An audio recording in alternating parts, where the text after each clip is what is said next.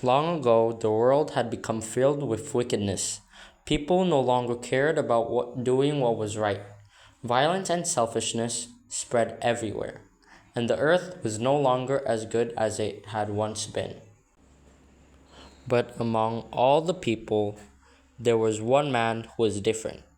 His name was Noah. Noah was righteous and faithful, and he walked closely with God. Seeing the evil in the world, God decided to cleanse the earth with a great flood. Yet God chose to save Noah and his family. God spoke to Noah and gave him a task: to build a great ark, a massive boat strong enough to survive the coming flood.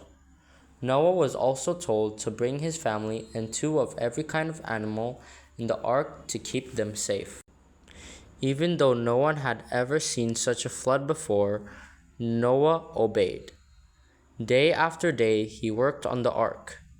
The people around him laughed and mocked him, not believing his warning. But Noah continued, trusting in God's word. When the ark was finally complete, animals began to come, two by two, just as God had commanded. Noah, his wife, his sons, and their wives entered the ark.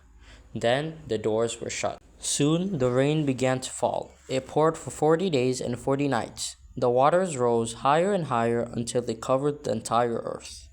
Everything outside the ark was swept away, but inside, Noah and his family were safe.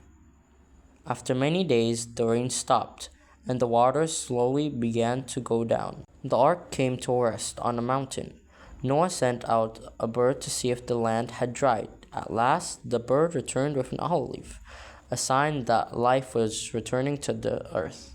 When the ground was finally dry, Noah and his family stepped out the ark.